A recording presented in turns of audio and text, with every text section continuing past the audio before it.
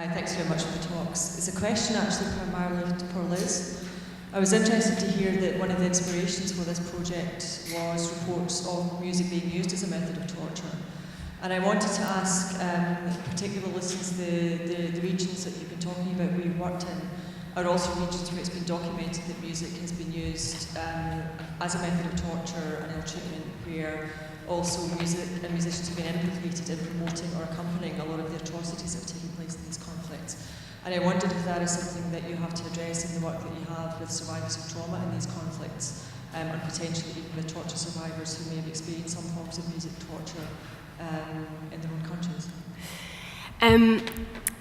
Actually, with the clients that we work with from Freedom from Torture, when we originally started the project, we thought that might be the case, that there would be some people who had actually experienced that use of music as torture. But so far, we've worked with about 45 clients over the last 2 to 3 years, and there hasn't been anybody who's actually experienced that. I think with the article that I read about it anyway, the majority of that was done in Guantanamo Bay. Is that not true? Okay. I actually am involved in a research project. There's another researcher here today that's also doing a lot of work on a specific case in Chile, and what we've established is that music torture in various forms. It can be forced singing, it can be forcing people to listen to music, okay. It can be forcing people to do exercises while there's music in the background. This is very, very widespread and has a very longer history. Also in we had a talk earlier on some of the positive impacts of music in the concentration camps, and it was also very much used. The Women's Orchestra in Auschwitz, for example, also had to accompany acts of torture. Themselves were subjected to things that you would say are torture. So it is a very, very widespread issue, which is why I just wondered if it was something that you'd encountered in the projects, not necessarily just for torture survivors, but in these other regions where, as I said, the music became very symbolic of different fighting factions, to the extent of being used to humiliate prisoners of war, for example, and if that was an issue that had maybe come up in some of your projects. Yeah, well, I mean, particularly with the Freedom from Torture project, we have a way of working there where Freedom from Torture, we have a clinical psychologist who works with us during the sessions. So it's myself, another musician, and 2 refugee musicians, Emmanuela and Serge. And Freedom from Torture actually have the confidentiality of their clients. So we're only informed of certain things that would particularly affect a particular session, or that we need to be aware about of a particular person who was there. But I think because we're using music, if that had come up in the sessions with music, with the music projects we were doing, then we would be made aware of it. In terms of the work elsewhere, again, my experience has mainly been in Bosnia and a little bit in Palestine, and it's not something that I've come across yet, but it's also not something that we've actually done any research or asked questions. So it might be that within other members of our team internationally, they may well have come across that.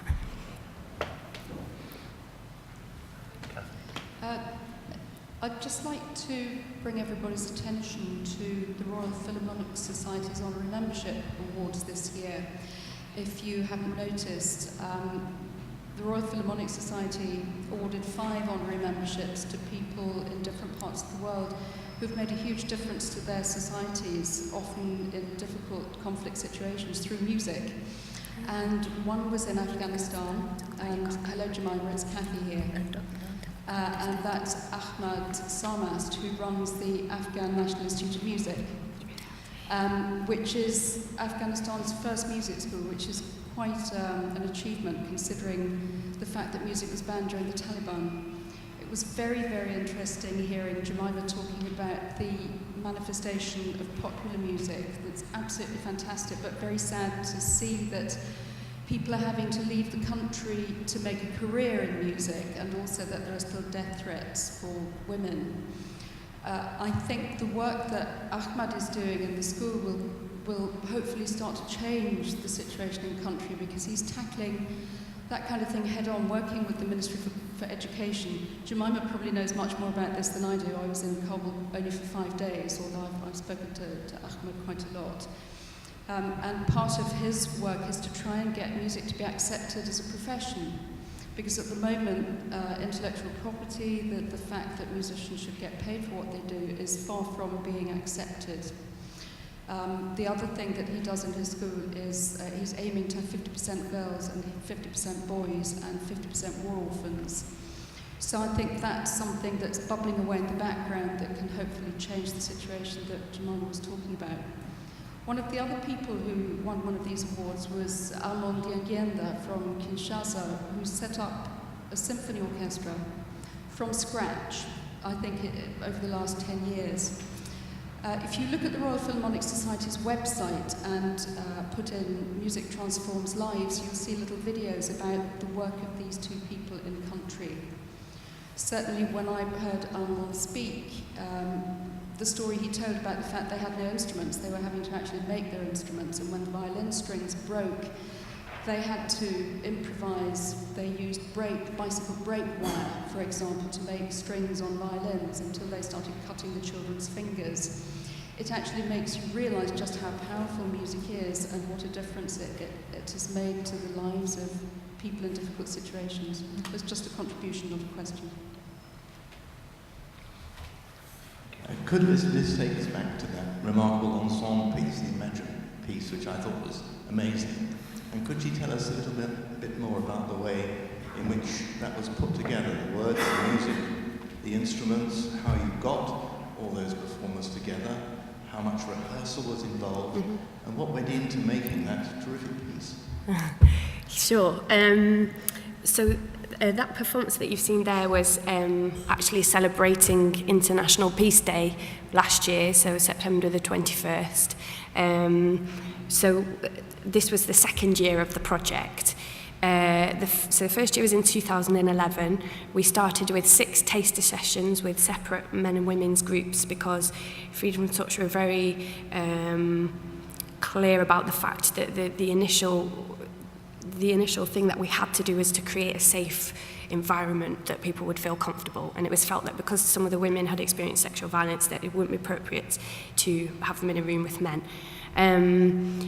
Freedom from Touch were also very kind of cautious and a little bit sceptical about actually whether anyone would perform or not at all, but we always had it in mind that we were sure it was going to happen, we just didn't know how. So the first exercise was just very much around singing songs that I've learnt and love from different cultures. Emmanuela's a really important part of the team because she not only acts as an interpreter in, what languages is it? Swahili, Lingala. Swahili, Lingala and French, but she also obviously has the musical culture and background from some of the areas that some of the people we're working with are from. We also have a Cameroonian musician who also acts as an interpreter. So we would start off just by singing songs that we would bring, and then we would encourage the group to bring songs that they would like. And this is quite often how we work with musicians without borders in drop-in centres and so on. And so we'll go and get people to write down their song, we'll find it on YouTube, listen to it, try and learn it, bring it back, and get them to then teach us phonetically the words, and we would learn it as a group, maybe just the chorus. So we start off by that, by learning songs that are already written. And then once the groups become a bit more comfortable with each other, responding better to instructions and participating musically, or just with percussion, maybe a little bit of singing, we'll then start the creative process. And we will do a lyric writing session where we just talk about any themes. We invite people to sing about whatever it is they want to sing about. In the first year, it was very much about love and hope and positivity and joy. And a couple of people were religious as well, so songs about God. And then what we would do is kind of take those ideas and then start to work on melodies, take the shape of the language, and then ask, play things, ask them if that's what they were wanting. No, not quite. Do you want it fast, slow? And then start adding chords. And then structure it and ask people to invite poems that thematically would match with another song, but part of which has already been written, and bring that together. So our job as facilitators is to try and generate as many creative ideas from the participants, and then we will kind of bring all those together and put it into a structure that makes sense musically and really work on the performance. With that one, it was kind of quite last minute. Basically, by the time of the performance, we didn't have the arrangements clearly defined. We'd sort of rehearsed, but not really. We didn't know who was going to turn up at what time, which week. Sometimes one person would be there and then not the next week, so we'd have to have a plan B and a plan C of who might do their poem if they weren't there. And so the key thing was just on the day, people watch me and I go, and then they know which bit's coming up, and we just so kind of keep fingers crossed in hopes that it works. But I think that piece, we're pretty proud of it, aren't we? Yeah. So yeah, I mean, there's quite a lot of different languages. We think about every single individual in the group and what their contribution is going to be, either by writing lyrics or by singing a solo, by introducing a song, by having a percussion solo, by having their language represented. But that's really, really important. That's it, really. Any more questions?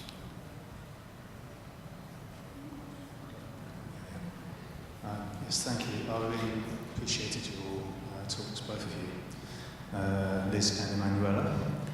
And I'm actually just, again, lobbing in an idea. It's partly inspired by what Stephen said this morning, also some of the things you've actually said, which I wrote down. For example, things like Emmanuela taking the toxins out of me, Liz, music that takes you into a different zone, the idea that the body is screaming out, traumatised. I'm interested in this idea, maybe it can be discussed later, comparison between music and medicine, because there is debates about proactive intervention as opposed to reactive medicine. The opportunity to actually intervene early compared with actually dealing with the symptoms and the damage. So music, it kind of follows on a bit from what I said yesterday about words and about maybe communicating people on a different level, in a different zone. This idea that maybe music has ability which maybe words don't, diplomats don't, politicians don't have the language to actually be able to intervene and to relate to people on a totally different level in a totally different zone, but proactive, not reactive, early intervention. Okay. Thank you very much for that. Just a final statements. Jemima, did you want to say anything in response to the different art forms that you've actually experienced? I mean, your own specialism of visual art, of music as well. Are there different art forms that naturally come to the fore in different situations, as far as you can tell, country by country? Or are all art forms equally valid? That's about 3 questions. Oh, sorry. I don't think. Well, I think that one of the things that we grapple with in our work at Culture in Conflict is that the role of culture and the different manifestation of culture, different forms of culture, work very differently, obviously in different places, and we often sort of look at what you might call a spectrum between the sort of social or functional value of art, obviously the very, very powerful therapeutic role it can play in certain instances, to the role of art as something that is more about everyday experience. It's about participating in international culture, and it's done, you might say, an art for art's sake kind of approach. And I think that in all art forms you get both things, but I think that the therapeutic role of the arts is a little bit more easy to track and identify in forms like music and theatre, and slightly less easy, say, in the visual arts, where objects are open to interpretation in different ways, but it's less obviously a form that you construct as a therapeutic tool. Yeah. Well, thank you very much. And I just want to say a very big thank you to all 3 of you, to Jemima, to Emmanuela, and to Liz. Big round of applause.